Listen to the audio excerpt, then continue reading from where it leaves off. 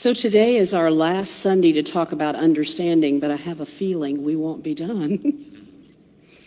Because that's a lifelong journey, to understand what's going on in the world, to understand what's going on in Unity of Nashville, to understand our basic principles. There's only 5 of them. Wouldn't you think by now we would have gotten them? I would surely think I would have gotten them by now. And some days I remember all of them. And some days I forget a few because my ego gets in the way. Anybody else have ego problems in the world? Some of you that were not here last week missed the skanky pot story. I may have to bring it back out again sometime. But my belief is the reason our ego gets in the way is because we don't spend enough time in the silence letting all of that clear. Did you hear that? How much time do each of us spend in the silence? How much am I willing to take out of my day to sit in the silence?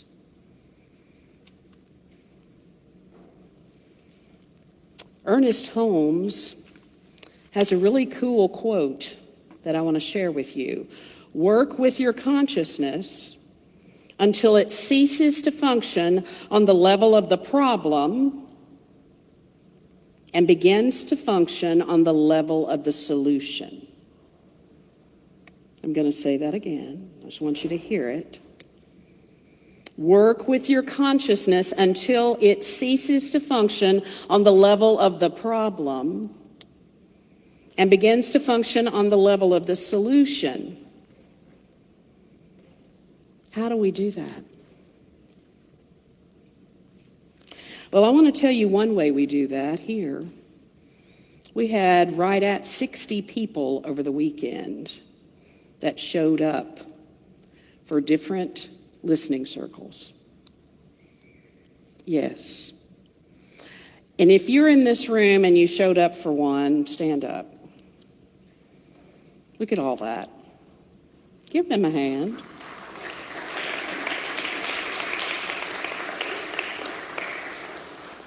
And I'm going to take the time to say the next time we have them, I'm inviting all of you to the party. I know I had people say, I don't have any issues with the past. Wow. Yay for you. Because what I can tell you is there were people that talked about their past, stuff in their own personal lives. You know, we have what I call a rip, snort, tootie that happened here in this congregation a month ago. And there's a lot of people that have issues with that. But people had issues with all kinds of stuff in the background. Quite frankly, people had issues with Jesus 2,000 years ago, remember? So it's like, are we willing to let all that stuff go? Are we? Well, I want to tell you that those people that stood worked deeply. The other thing that happened is that because the first evening set the energy in the room, by yesterday morning, that group of people went so deep. There were emotions that came out of places nobody was even ready to deal with, and we dealt with them. That's the work. That's the work. That's what it takes. You know, Sir John Templeton, and some of you may know that name, some of you may not know that name. He has been, in his lifetime, he's no longer on the planet, a huge financial supporter of the Unity movement. You may not know that. He was born in Winchester, Tennessee. You ever wonder how somebody born in Winchester, Tennessee would become a multimillionaire and a philanthropist and fund probably 50% of what went on at Unity Village for years? And how did he end up being called Sir John Templeton? Well, he was a philanthropist for many, many years. He had been an investor for years and years before that and made lots and lots and lots of money, and believed that because he had made lots and lots of money, he needed to give back to the world. Isn't that interesting? And so he started a foundation, the Templeton Foundation. Look it up. They've supported research after research after research of how science and religion can commingle. Because his desire was like, all of this religious stuff is nice, but we push against science. And we push against what's being brought to us. And so how can we come together? How can we come together? And so his first studies were done at Oxford University. And Queen Elizabeth was so enthralled with what they were producing there, she knighted him for it. And then he started reaching out into the world, and he began to realize that there was an association called the Unity Association of Churches. And he was like, what is that? And so over the years, he has funded many things that Unity has done, many of their classes. He's funded bringing people in to talk to ministerial students. When I was there, Barbara Marks Hubbard came, Jean Houston came. People that you would have never, Greg Braden was there, people that I would have never assumed that I could have been in the same room with were there because he funded bringing them there. So they could teach about all of this. And so what he said was, if we become increasingly humble, there's that ego thing again. If we become increasingly humble about the little that we really know, we may be more eager to search. It's about dropping those 18 inches to your heart space.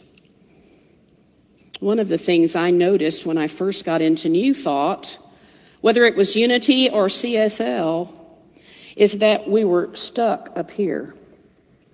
Stuck. I got to figure it out. I got to make this stuff work. And the first time I heard, Jean Houston is the first person I ever heard say that, you got to drop those 18 inches, and that's the longest journey that you will ever take. Because what she said was that we walk around like this, and we have no idea what any of the rest of this is. We're all up in our heads, especially in Western culture. We're just all about this. Our intellect, how many degrees we have, how many diplomas we have on the wall, all of that is more important than this right here. So, I always give you a chance to talk to people close to you. Today, I want you to talk to someone about how you do that. How do you drop out of your head trying to figure it out to your heart? Go. So can you feel the energy shifts in here when we start talking to each other?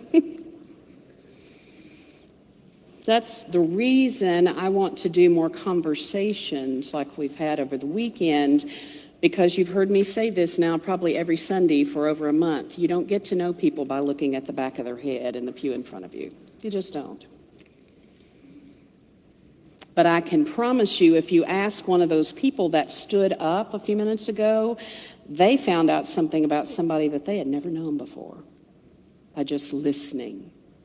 It's amazing what we can learn by listening. So we've been on a journey of learning unity principles. Again, just going back to basics. And where those came from, again, is the Kabbalion. Remember that? We forget that Charles and Ernest didn't create universal principles. They were already out there. They just chose the ones they wanted to focus on, and they thought those would work for the people that would follow in their teachings. But I want to remind you about the Kabbalion, and we got a slide there.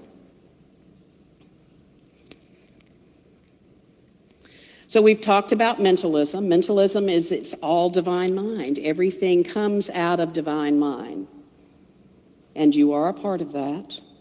And when you do this practice, You allow it to flow in quicker. Gender. There is male and female energy. That doesn't mean, again, that the women in here are all female energy and the men are all male energy. In fact, I've known women that have told me I'm much more masculine than I am feminine, or vice versa. And there's no right or wrong to that, but the way we create, manifest in our world, that we really understand what we're here about, is to allow the flow of energy to come into us. That's feminine. That's understanding and allowing it to come in, so that next month we're going to be talking about willingness. That's all masculine. What am I willing to do with all of this that has downloaded from Spirit with me? So some of you are like, I'm really cool with the understanding part, and I love to sit in the silence. And I can do that 4 or 5 hours. I went on a week-long silent retreat and didn't speak at all for a week. That was awesome. Now, I'll be honest with you, for about the first day or two, I had monkey mind going on until it finally settled down. And then the things you can relate to, the things you can begin to hear, the way Spirit talks to you, wow. Just a little plug for finding some space in your day. Then last week we talked about cause and effect, that we are at the point of cause and effect all the time as human beings. Everything that's going on around us is at the point of cause and effect. Our thoughts, our words, our actions have created some of the things we see around us, and we're like, I didn't have anything to do with that. Well, race consciousness. You're here at the same time everybody else is. So breathe. It's all okay. Even if you've gone, oh, that's really bad. That's bad. Somehow or other, our race created that, right? So, today, because I brought up a little bit about Sir John Templeton, I'm going to talk about, just for briefly, these 2 Kabbalion principles. First off, everything is vibrating, even the chair you're sitting on. Woo! You just don't know it. Everything is vibrating. We are not really solid individuals. We're just showing up this way. But everything is vibrating. And so the things that you are attracted to are because your vibration matches that. Can you feel that? I've had people say, why in the world did that come into my world? And I'm like, well, you had to have sent the call. You had to tune into that vibration. Now, then we unfortunately do metaphysical malpractice and we go, I've made a mess. The deal is, tune into another station. Can you hear that? Tune into another vibration, because if I don't like what I'm experiencing, the only way that's going to change is for me to change.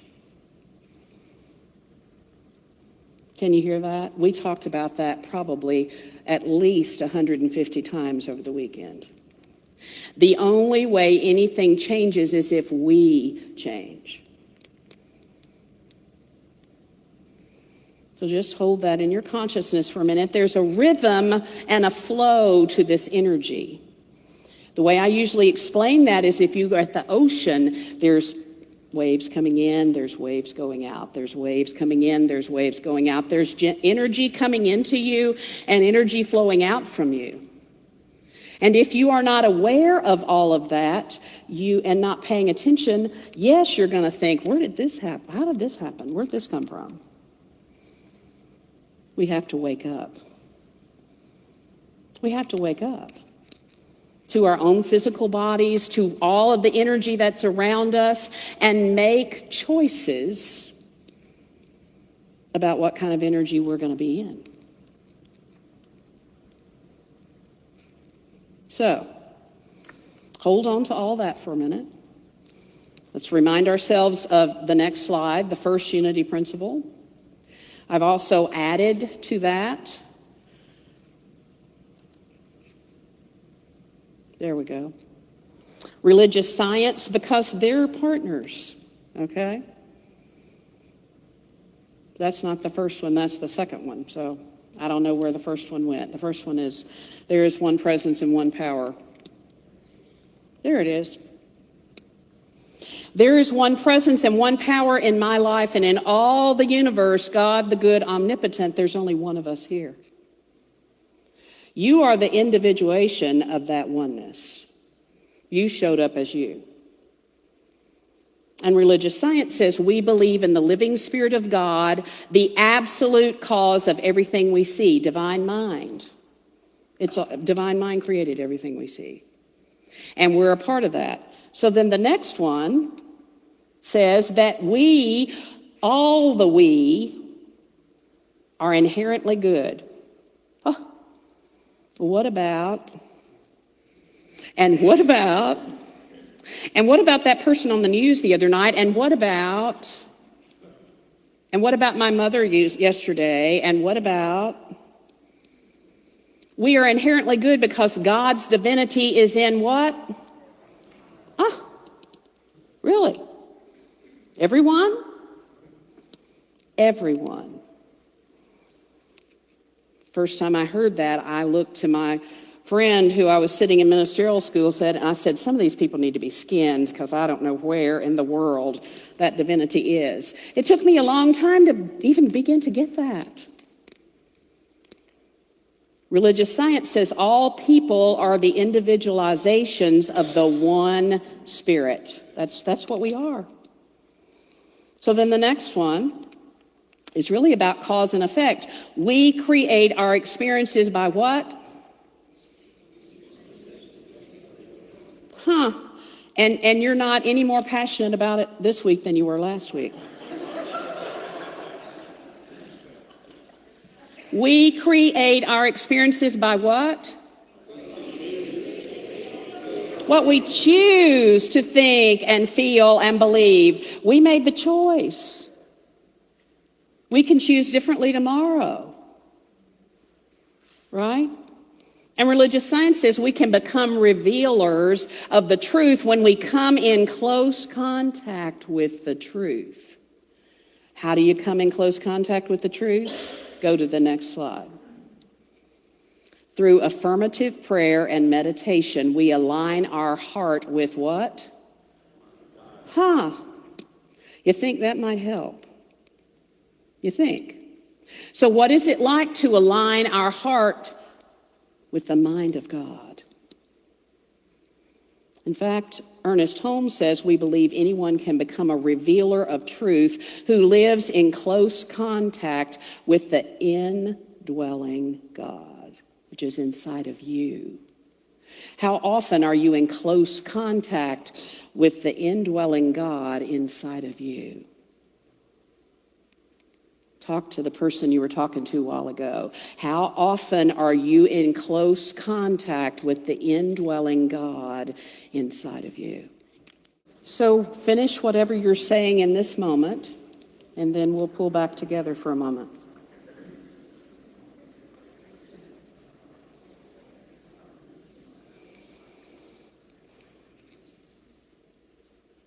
So however often you're in communion with Spirit is however often that you're going to experience the oneness. And what begins to happen is the more you experience the oneness, the more you want to experience the oneness. And the more you experience the oneness within you, then that means I can experience the oneness with Michael, because we become one together. Does that make sense? And then it can spread out.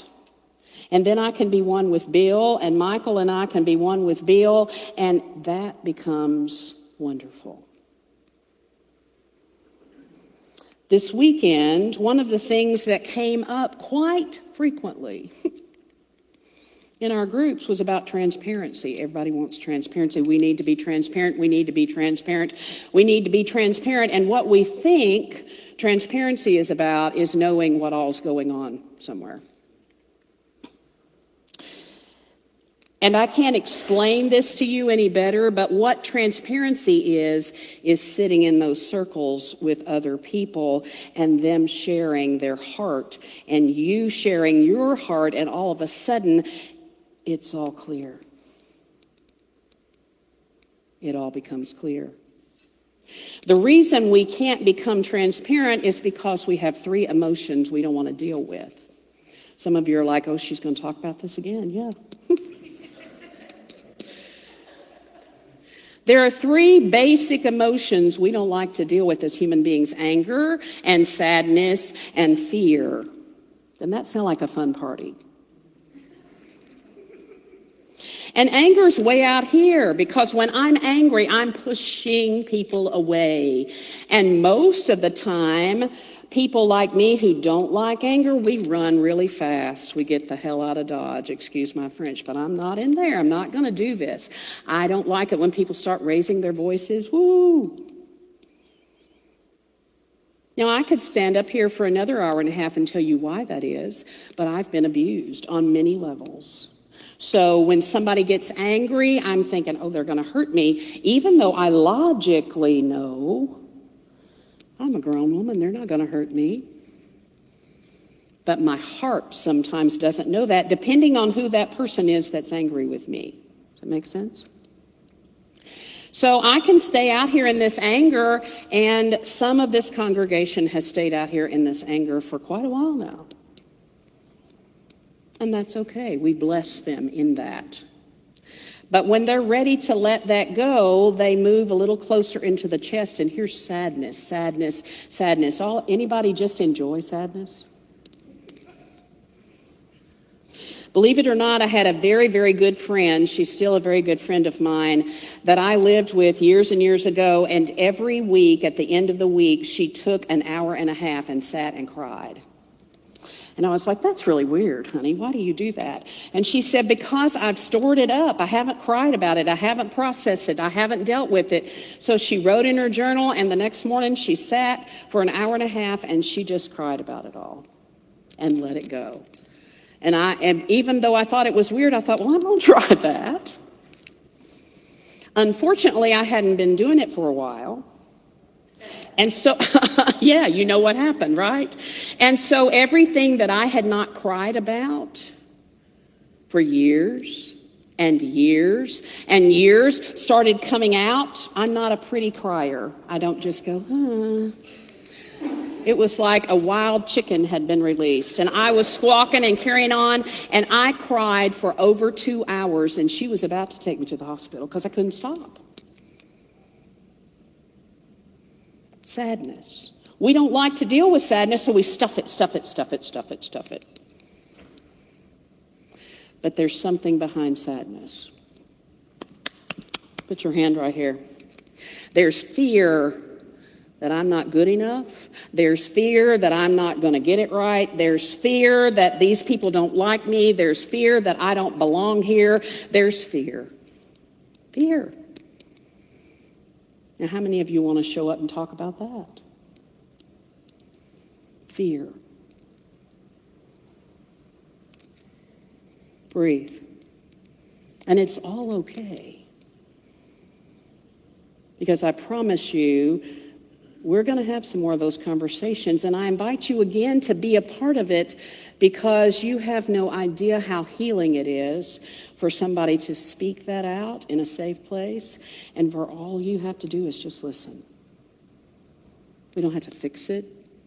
We don't have to make it better. We just have to listen. So I just want you to listen to this for a moment.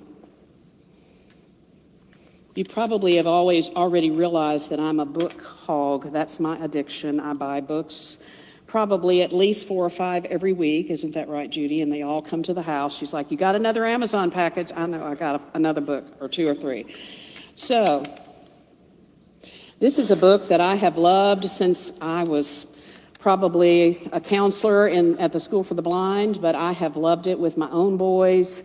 And so some of you, Jill, you will remember, this will make sense to you.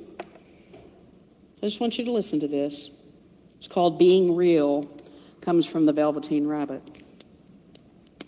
"What is real?" asked the rabbit one day when they were lying side by side near the nursery before Nana came to tidy up the room. "Does it mean having things that buzz and a stick-out handle?" "Real isn't how you're made," said the skin horse. "It's a thing that happens to you when a child loves you for a long, long time.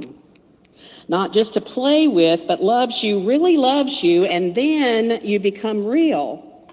"Does it hurt?" asked the rabbit. "Sometimes," said the skin horse, for he was always truthful. "When you are real, you don't mind being hurt."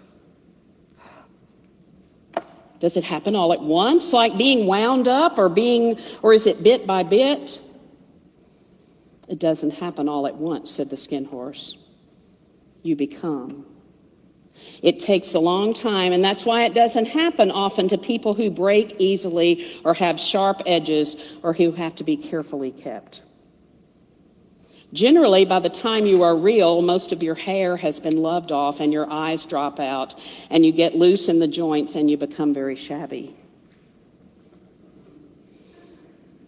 But you can't be ugly except to people who don't understand. "I suppose you are real," said the rabbit, and then he wished he had not said it, for he thought the skin horse might be sensitive, but the skin horse only smiled. "The boy's uncle made me real many, many years ago. And once you are real," put the word transparent in there, "you can't become unreal. It lasts forever." Namaste, my friends.